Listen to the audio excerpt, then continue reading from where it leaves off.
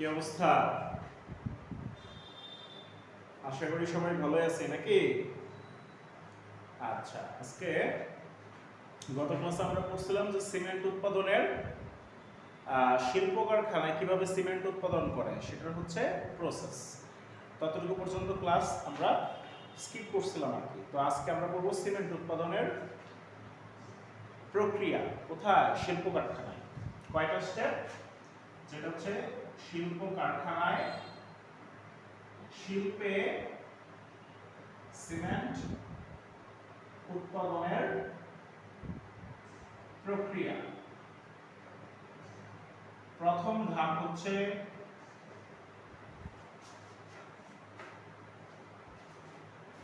কাঁচামালের গুঁড়ার মিশ্রণ তৈরি করা। কাঁচামালের এই ধরো হচ্ছে গুঁড়ার মিশ্রণ তৈরি করা। ঠিক আছে? এটা কিভাবে করছিলাম? দুইটা পদ্ধতিতে করছিলাম। একটা হচ্ছে সিক্ত পদ্ধতি ও আরেকটা হচ্ছে আর্দ্র পদ্ধতি। এতটুকু আমরা গত ক্লাসে আলোচনা করছি। দ্বিতীয় ধাপ কোথায় আসবো? দ্বিতীয় ধাপে হচ্ছে এই যে কাঁচামালটা আছে তার কি করব? বশীকরণ।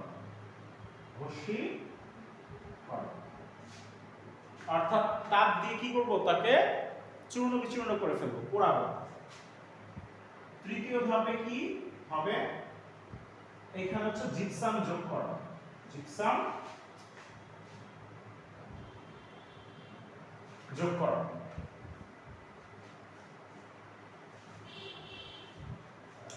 তাহলে প্রথম ধাপ আমরা আলোচনা করে ফেলছি। আজকে হচ্ছে কি দ্বিতীয় আর তৃতীয় ধাপ সম্পর্কে আমরা ব্যাখ্যা করব। তার হচ্ছে দ্বিতীয় ধাপ। এখানে কি করব? কাঁচামালকে আমরা বশীকরণ করব। কাঁচামালকে বশীকরণ আমরা করব। কিরকম?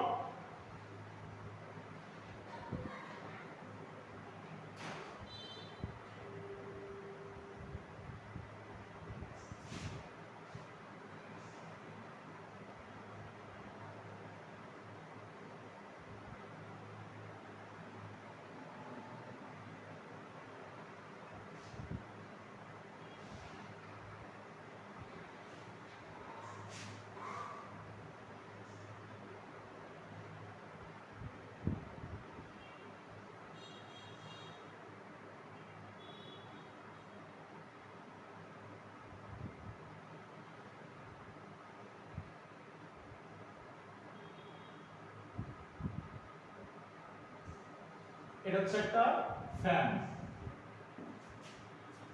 বুঝা গেছে? এদিক এটা ফ্যানটা ঘুরতে থাকবে সমানে। আর এদিক দিয়ে আমরা কি করব? এই যে দিক দিয়ে হচ্ছে অক্সিজেন চালনা করব বাতাসে। বুঝতে পারছেন? আর এদিক দিয়ে কি দিব? আমরা কয়লা দিব। এটাকে বলে হফার। এটাকে বলে হফার। হফারে আমরা কি করব? কাঁচামালগুলো দিয়ে দিব। কাঁচামাল দিয়ে দিব, এদিক দিয়ে প্রবেশ করবে। তারপর ধরো এখানে এখানে কি গুঁড়া গুঁড়া থাকবে। তারপরে এই গুঁড়াগুলো হচ্ছে তোমার এই দিক দিয়ে আসতে থাকবে। এখানে হচ্ছে আমার মিহি গুঁড়া গুঁড়া আসবে। এখানে হচ্ছে মিহি দানাগুলো কি এভাবে এভাবে এভাবে। তারপরে হচ্ছে এখানে এখানে কি হবে? জমা হবে। আচ্ছা, একটু মাথায় রাখতে হবে স্যার, ছবি অত্যন্ত জঘন্য হয়েছে। আপনারা হচ্ছে হাজারি নাক্সের বই থেকে একটু দেখে নেবেন যে সিস্টেমটা হচ্ছে প্রথম হফার দিয়ে আমরা সিমেন্টের কাঁচামালগুলা দিব। দেওয়ার পরে সেটা ভিতরে যাবে। যাওয়ার পরে এই যে এই পার্টটাতে তাপমাত্রা থাকবে হচ্ছে 800 ডিগ্রি সেলসিয়াস। ক্লিয়ার? মিডল যে পার্ট আছে এই পার্টে তাপমাত্রা থাকবে হচ্ছে আমার 1000 ডিগ্রি সেলসিয়াস। আর এই যে লাস্ট যে পার্টটা আছে এখানে আমার তাপমাত্রা থাকবে প্রায় 1500 ডিগ্রি সেলসিয়াস। এই বিষয়টা স্যার একটু আমাদের কি করতে হবে? মনোযোগ দিতে হবে, খেয়াল রাখতে হবে। 800 ডিগ্রি সেলসিয়াস তাপমাত্রায় সে অল্প অল্প দানায় পরিণত হবে। 1000-এ যাওয়ার পরে সে আরেকটু মিহি দানায় পরিণত হবে। 1500-তে যাওয়ার পরে ওই দিক দিয়ে কয়লা দিব আর হচ্ছে অক্সিজেন গ্যাসের বাষ্প মানে অক্সিজেন গ্যাস চালনা করব, ওদিক দিয়ে ফ্যানটা ঘুরতে থাকবে, বাতাসের সংস্পর্শে আসতে থাকবে। আর হচ্ছে এখানে কি হবে, অত্যন্ত মিহি দানায় ভস্মীকরণ হবে, মানে একদম চূর্ণ বিচূর্ণ হয়ে যাবে, দানায় পরিণত হয়ে লাস্ট হচ্ছে গুঁড়া দানাগুলো হচ্ছে এই যে আউটপুটটা আছে এই আউটপুট দিয়ে বের হয়ে যাবে। এবং এই গুঁড়াটাকে বলবো আমরা হচ্ছে কি ক্লিংকার।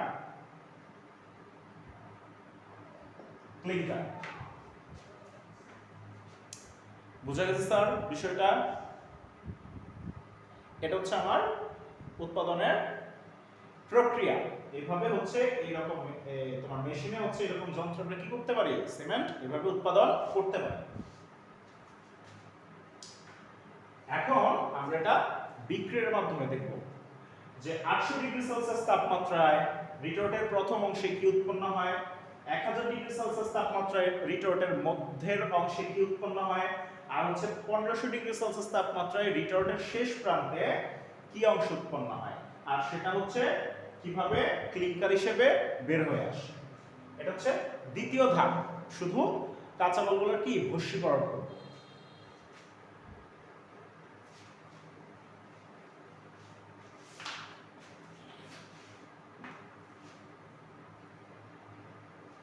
প্রথম কথা হচ্ছে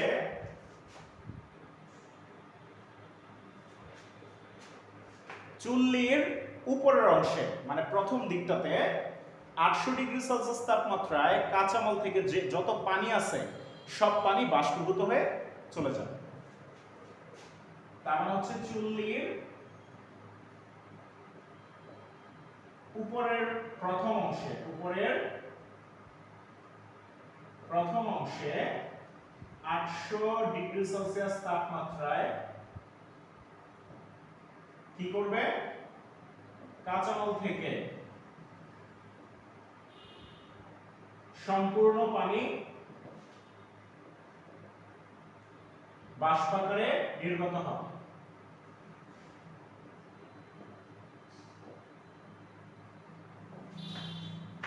তার মানে কি হয়েছে, কাঁচামালগুলা কি হয়েছে, শুকনো হয়ে গেছে।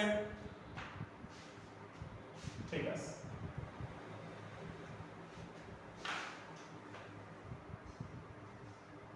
দ্বিতীয় ধাপে কি আসবে,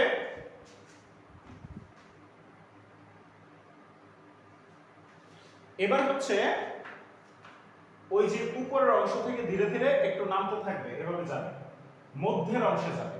চুল্লির মধ্যের অংশে 1000 ডিগ্রি সেলসিয়াস তাপমাত্রা আছে, সেখানে গিয়ে ওই যে কাঁচামালের সাথে আমরা চুনা পাথর দিছিলাম, সেই চুনা পাথর কি হবে, বিশ্লিষ্ট হবে, বিশ্লিষ্ট হয়ে চুন আর হয়েছে কি কার্বন ডাই অক্সাইড গ্যাস তৈরি করবে।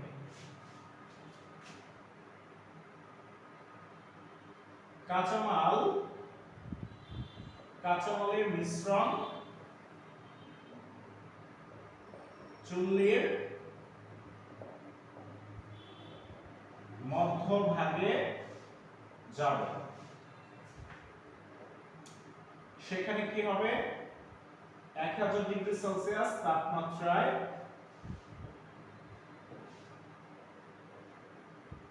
চুনা পাথর বিয়োজিত হয়ে চুন ও কার্বন ডাই অক্সাইড উৎপন্ন করবে। লিখলাম, এবার বিক্রিয়াটা দেখিয়ে দিতে হবে। ক্যালসিয়াম কার্বনেট চুনা পাথরটা সুন্দর করে 1000 ডিগ্রি সেলসিয়াস তাপমাত্রায় উত্তপ্ত হয়ে ক্যালসিয়াম অক্সাইড চুন, এটা হচ্ছে কি চুন আর হইছে এখনো কার্বন ডাই অক্সাইড গ্যাসে পরিণত হবে। আমাদের সিমেন্ট তৈরির মূল উপাদানটা কোনটা, মূল উপাদান হচ্ছে এই যে চুন, ক্যালসিয়াম অক্সাইড, এটা আমরা পেয়ে গেছি।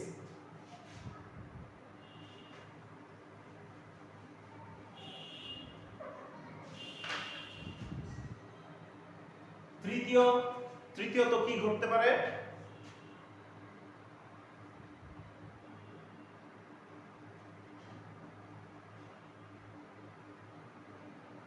আচ্ছা, চুল্লির এই মিশ্রণটা চুল্লির নিম্ন ভাগে চলে আসবে, যেখানে হচ্ছে 1500 ডিগ্রি সেলসিয়াস তাপমাত্রা আছে।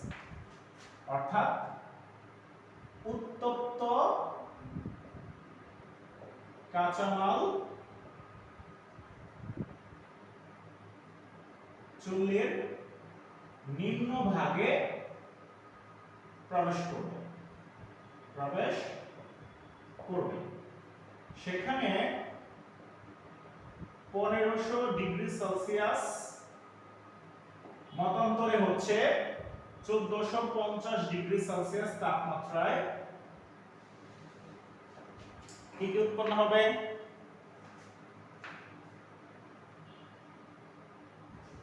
আচ্ছা, try calcium silicate, die calcium silicate ও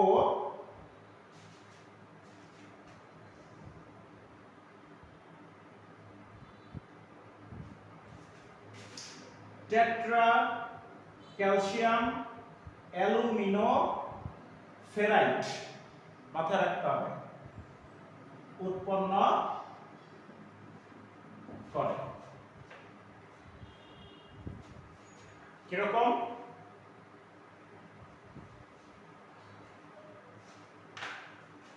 ধরো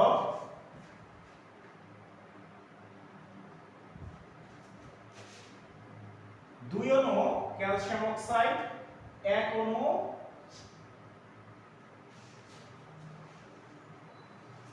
বালির সাথে কি করবে? বিক্রিয়া করবে। বিক্রিয়া করে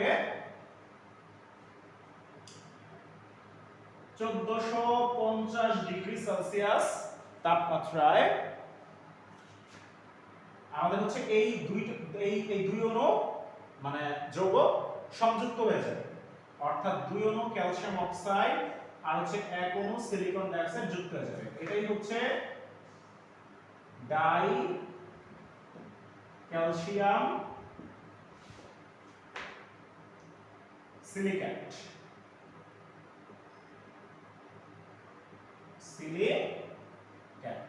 দ্যাট মিন্স হচ্ছে ডাই ক্যালসিয়াম সিলিকেট। এই যে সিমেন্ট পেয়ে গেছে।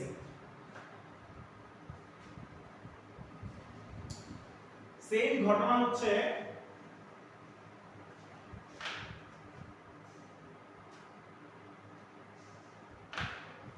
পরবর্তীতে 3 অণু ক্যালসিয়াম অক্সাইড এক অণু সিলিকন ডাইঅক্সাইডের সাথে কি করবে? সংযুক্ত হবে সেম তাপমাত্রায়। তারপরে 3 অণু মানে হচ্ছে ট্রাই ক্যালসিয়াম সিলিকেট উৎপন্ন করবে। সিমেন্টের আরেকটা উপাদান পেয়ে গেছি। এবার হচ্ছে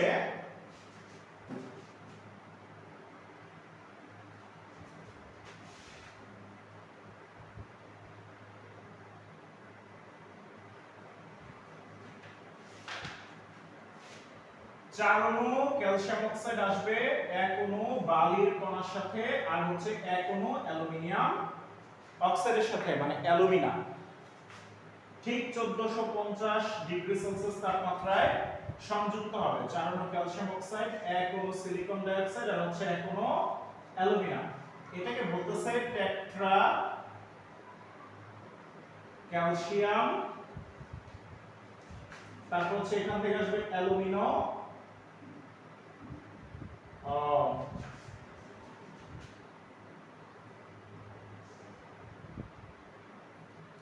স্যার একটু ভুল করছি আমরা।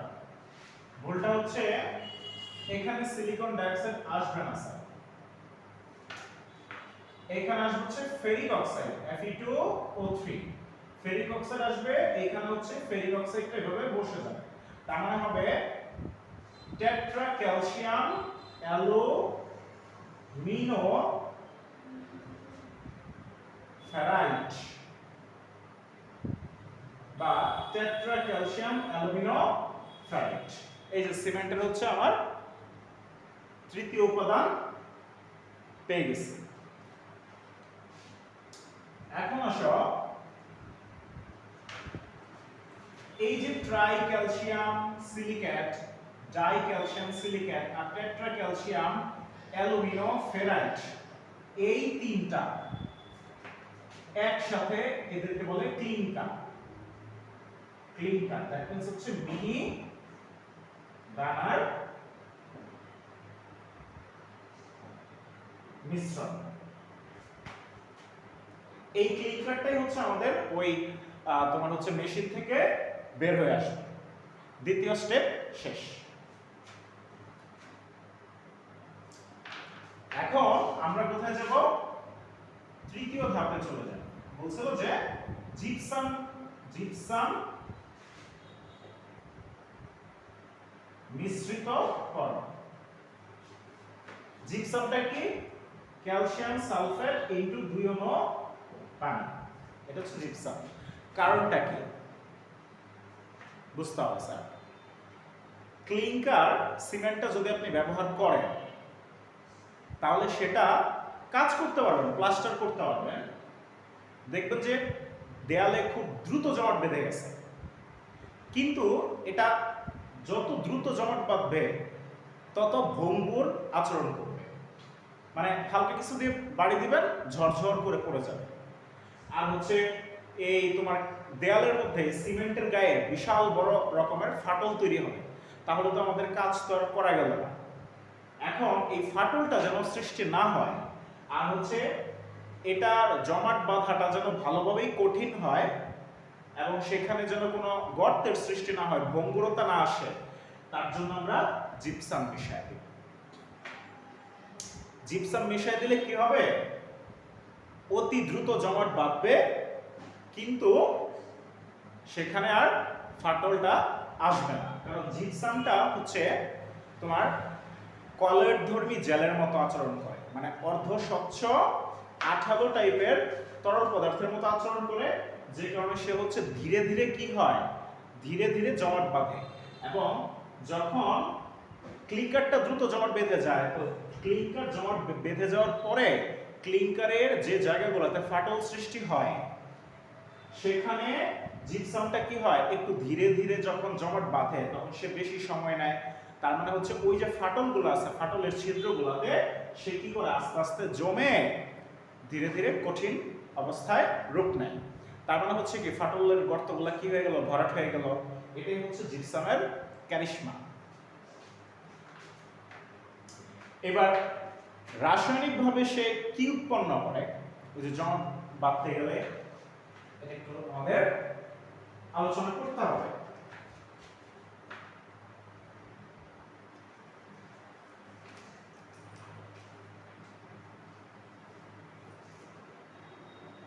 এটাকে বলা হয়, এই পার্টের আলোচনা হচ্ছে সিমেন্টের জমাট বাঁধা।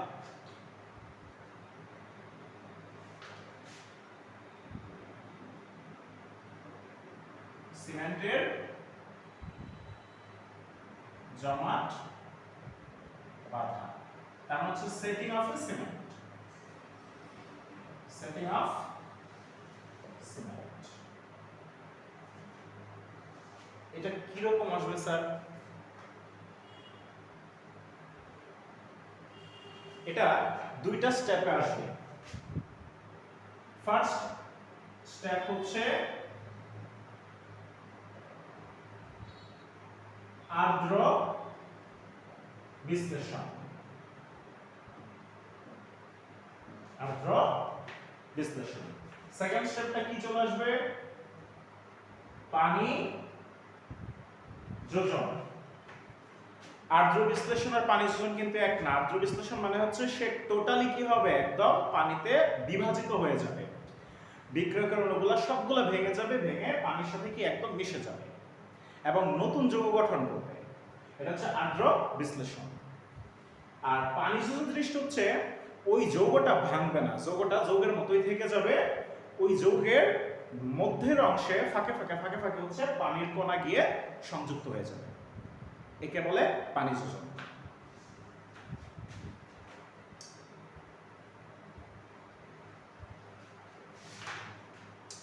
তাহলে এবার আমরা একটু দেখি যে আর্দ্র বিশ্লেষণে কি হবে।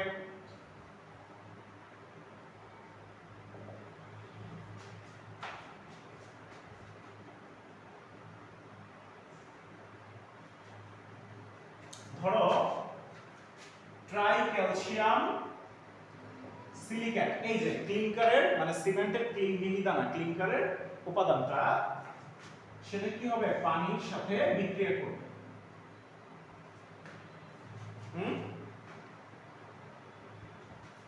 বিক্রিয়া করে এক অণু ক্যালসিয়াম হাইড্রোক্সাইডের ক্যালাস তৈরি করবে। ক্যালাস বুঝেন? আর হচ্ছে বাকি পড়ে থাকলো দুই অণু ক্যালসিয়াম অক্সাইড আর হচ্ছে এক অণু সিলিকন ডাইঅক্সাইড। ঠিক আছে, তার মানে হচ্ছে ডাই ক্যালসিয়াম সিলিকেট তৈরি করবে। ওর থেকে ট্রাই ক্যালসিয়াম সিলিকেট। আমাদের মুখ্য উপাদান সে না, আমাদের মুখ্য উপাদান হচ্ছে ক্যালসিয়াম হাইড্রোক্সাইডের ক্যালাস। এর কারণ কি, ক্যালসিয়াম হাইড্রোক্সাইডের যে ক্যালাসটা আছে সেটা হচ্ছে পানিগ্রাহী, মাথায় রাখতে হবে। তার মানে সে কি করবে, ধীরে ধীরে ধীরে ধীরে পানির সাথে মিশে থাকতে চাইবে। যখন তুমি তাকে কঠিন করবা তখন কি করবা, তাপমাত্রা কমায় দিতে হবে, শীতলীকরণে আস্তে আস্তে শীতল করতে হবে।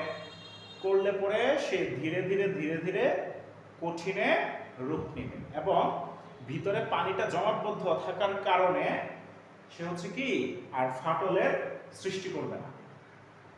বোঝা গেছে? তাহলে ক্লিংকারটা যখন আমরা প্লাস্টার করি, দেখবা যে সিমেন্ট দিয়ে প্লাস্টার করার পর দিনে 2 বেলা 3 বেলা করে দেয়ালে কি করে, পানি দেয়।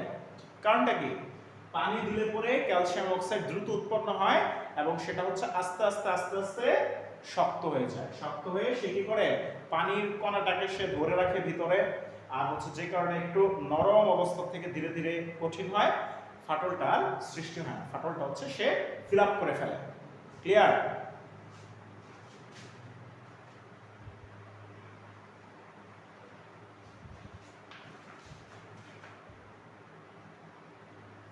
ধরো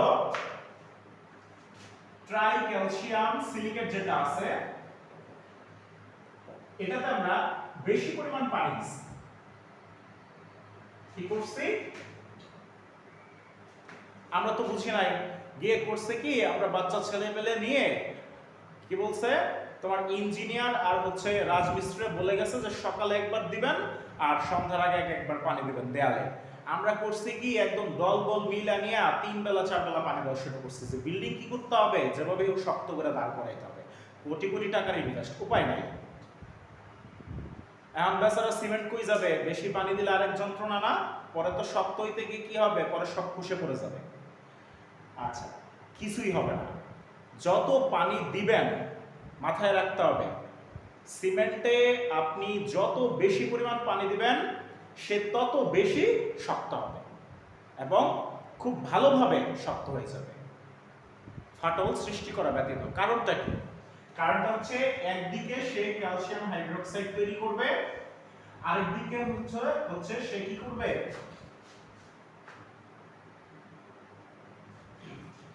একটু দুঃখিত স্যার, এখানে অ্যালুমিনা হবে, Al2O3 অ্যালুমিনা হবে। আচ্ছা, দ্রুত সে অ্যালুমিনিয়াম হাইড্রোক্সাইডে পরিণত হবে।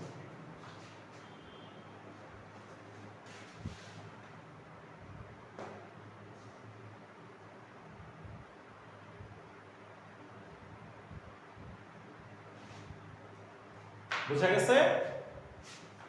ক্যালসিয়াম হাইড্রোক্সাইড কি পানিগ্রাহী, অ্যালুমিনিয়াম হাইড্রোক্সাইডও পানিগ্রাহী। তখন পানিগ্রাহী উৎপাদের পরিমাণ বেড়ে গেছে, মানে আগে ছিল একজন, এবার হয়ে গেছে 2 জন। যত পানি দাও তারা কি করবে, শোষণ করে ফেলবে এবং 2 জনে কি করবে, ক্যালাস গঠন করে ফেলবে। কি গঠন, ক্যালাস গঠন করে ফেলবে। ক্যালাস তার মানে হচ্ছে তারা ধীরে ধীরে কি হবে, শক্ত হয়ে যাবে এবং তাদের ভিতরে যে পানির কণা যে আটকে থাকে এর জন্য কি হবে, ওই ফাটলগুলা তোমার তারা একটু নমনীয় আচরণ করবে, যে কারণে ওই সিমেন্টটা কি করবে না, ভঙ্গুরতা দেখা দিবে না আর ফাটলেরও সৃষ্টি হবে না, প্রশ্নই আসে। ক্লিয়ার? এইগুলো আমাদের আদ্র বিশ্লেষণ। এবার আসেন পানি যোজন। পানি যোজন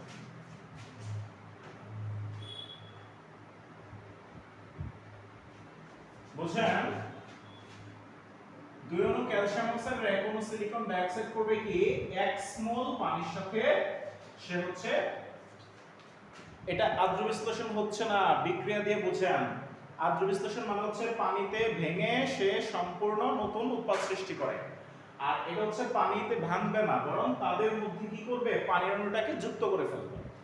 তার মানে হচ্ছে তারা তো থাকবেই, দুই ক্যালসিয়াম অক্সাইড সিলিকন ডাইঅক্সাইড এভাবে সিমেন্টটা থাকবে, আর হচ্ছে এইখানে যত মোল পানি দিছো সেই পানিটাকে সে কি করবে, সেই পানিটাকে হচ্ছে সে শোষণ করে ফেলবে, মানে সংযুক্ত করে ফেলবে নিজের সাথে। ঠিক আছে, এটা হচ্ছে কিরকম থাকে কলয়েড জেল, মাথায় রাখতে হবে। কলয়েড মানে হচ্ছে দানা দানা দানা দানা ভাসবে, মানে অসমসত্ব মিশ্রণ, আর এটা হচ্ছে জেলের মতো আচরণ করবে, আঠালো অর্ধতরল। তাহলে কি হবে, সে যদি জেলের মতো আচরণ করে সে দ্রুত শক্ত হয়ে যাবে, আর সে কি করবে আস্তে আস্তে আস্তে সিমেন্টের মধ্যে থেকে ধীরে ধীরে জমাট বাঁধবে, শক্ত হবে, এবং একটা সময় সে কি করবে সম্পূর্ণ ফাটলকে পরিপূর্ণ করে তার ভঙ্গুরতা নষ্ট করে দিয়ে সে কি একটা দৃঢ় অবস্থানে চলে আসবে।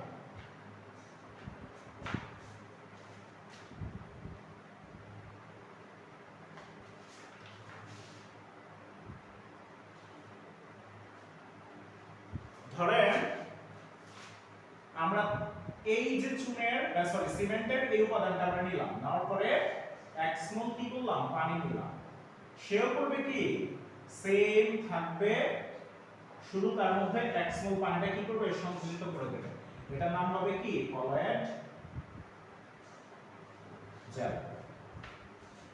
সেম প্রসেস, জেলের মতো ধীরে ধীরে পানি সংশ্লিষ্ট করে আবদ্ধ রেখে আস্তে আস্তে কঠিন হবে।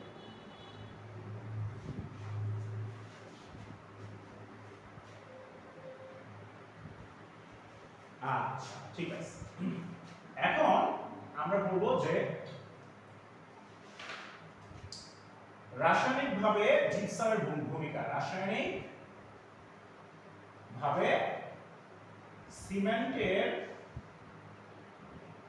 ভঙ্গুরতা হ্রাসে, ভঙ্গুরতা হ্রাসে জিপসামের ভূমিকা। ক্লিয়ার? কিরকম? ধরেন আপনি ক্লিনকার দিছেন, ক্যালসিয়াম অক্সাইড আর হচ্ছে সিলিকন ডাইঅক্সাইড, দেওয়ার পরে আপনি এখানে 3 মোল জিপসাম নেবেন, ক্যালসিয়াম সালফেট টু 2 অণু পানি জিপসাম নেবেন, আর হচ্ছে কি এখানে আলাদা করে 2 অণু আপনি পানি নেবেন। বুঝা গেছে? নিলাম, নেওয়ার পরে কি আসবে,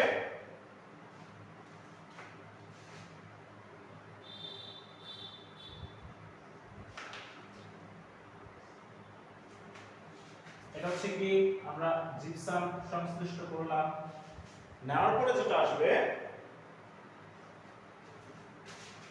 এই যে ক্লিনকার আর হচ্ছে এই যে জিপসাম এরা অ্যাটাচড হয়ে যাবে, সন্নিবেশিত।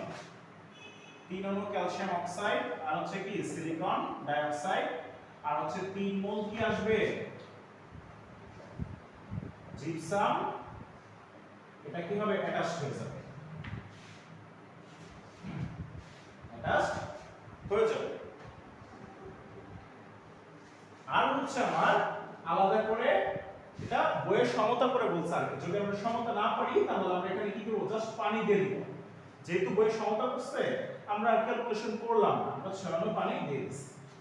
সমতা করতে পারলে করব, না পারলে তীর চিহ্ন যেহেতু দিয়ে দিব আমাদের সমস্যা নেই। এখন এই যৌগটার নাম কি,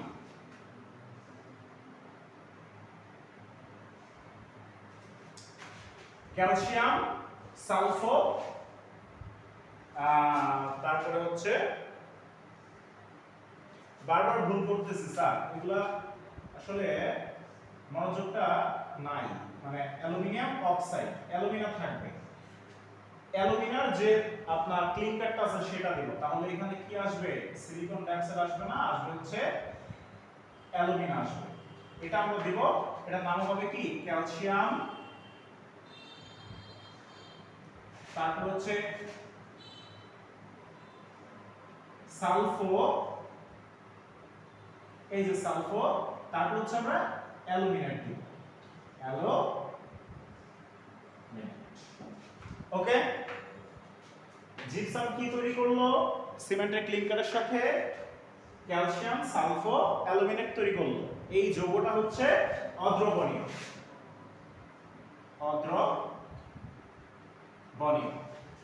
যে কারণে আপনি যতই পানি দেন না কেন এই সিমেন্টের গায়ে থেকে এই প্লাস্টারের আস্তরণটা খসে পড়বে না বা ভেসে চলে যাবে না, এটা তো অদ্রবণীয় হয়ে যায় আর আস্তে আস্তে কি করবে, শক্ত হয়ে যাবে এবং দেয়ালের গঠনটাও কি হবে, মসৃণ একটা দেয়ালের গঠন একটা ভাব চলে আসবে, একটা মসৃণতা চলে আসবে। তার জন্য এই জিপসামের জন্য টেকসই হবে, ভঙ্গুর হবে না। বুঝতে পারছি?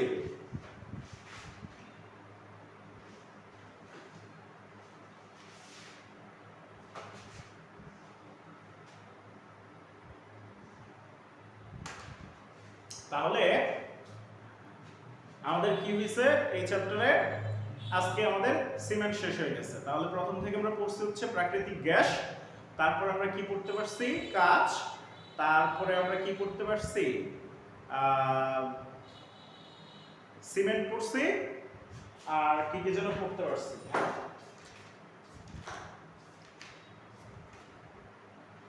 ও সিরামিক্স পড়তে পারছি। 4টা পার্ট পড়ছি আমরা, প্রাকৃতিক গ্যাস পড়ছি, কাঁচ পড়ছি, সিরামিক্স পড়ছি, আর কি সিমেন্ট পড়লাম। আচ্ছা, এখন এই চ্যাপ্টারে গুরুত্বপূর্ণ আর ব্যাপার আছে হচ্ছে চামড়ার ট্যানিং।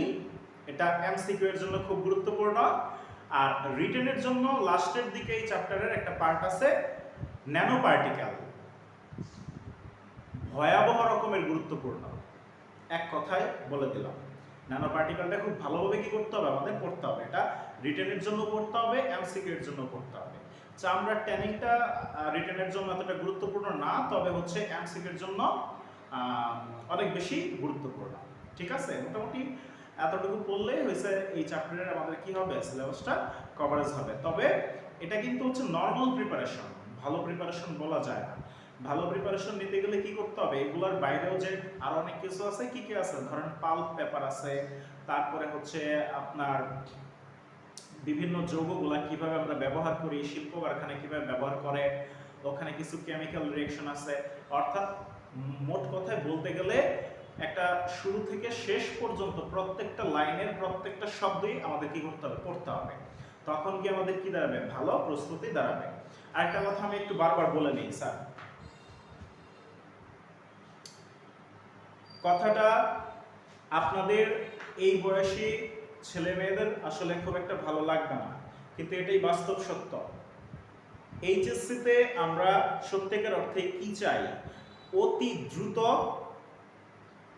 ঠিক আছে, শর্ট সিস্টেমে নোট দিয়ে বই পড়তে চাই না।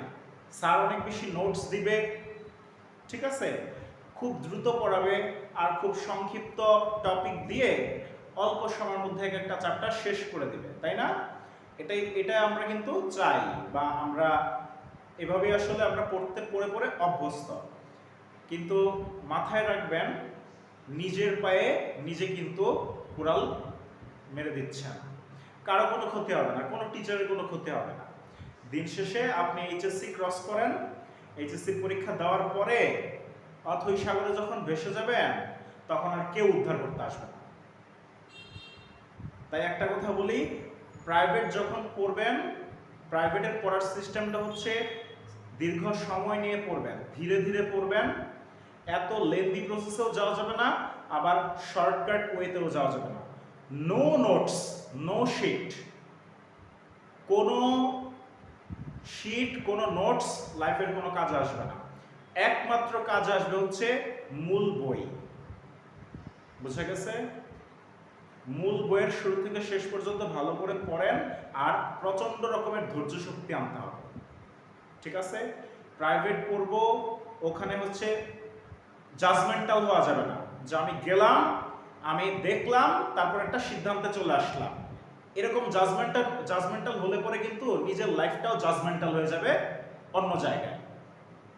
ঠিক আছে, খুব লম্বা সময় নিয়ে ডিসিশন মেক করতে হবে, ভালো করে পড়াশোনা করতে হবে এবং বিস্তারিত পড়াশোনা করতে হবে। যদি করতে পারো তাহলে দিন শেষে গিয়ে দেখবো যে তোমাদের পরিশ্রমটা সফল হয়ে গেছে, অর্থাৎ একটা তৃপ্তির ঢেকুর তুলতে পারবা, মন থেকে একটা হাসি চলে আসবে। হ্যাঁ, এখন হয়তোবা শর্ট নোটস দিয়ে, শর্ট টাইম দিয়ে দ্রুত শেষ করে ফেললেই খুব ভালো লাগবে যে আমার তো বই শেষ হয়ে গেছে, কিন্তু এই ভালো লাগাটা হচ্ছে অত্যন্ত সাময়িক এবং মানে ফলপ্রসূ না, খুব ভঙ্গুর একটা প্রাপ্তি তোমাদের থেকে যাবে। ভালো প্রাপ্তি হইতে গেলে লম্বা সময় নিয়ে পড়তে হবে, মানে হচ্ছে মূল কথা তোমাদেরকেই ধৈর্য ধরতে হবে। হ্যাঁ, তোমরা যদি আসলে ঠিক থাকো, তোমরা যদি ধৈর্য ধরো, তাহলে অবশ্যই গিয়ে দেখবা যে টিচার্স আর স্টুডেন্টসদের মধ্যে যে একটা মিথস্ক্রিয়া আছে, একটা কোলাবোরেশন আছে, সেই কোলাবোরেশনটা অনেক সুস্থ একটা পরিবেশের সৃষ্টি করবে।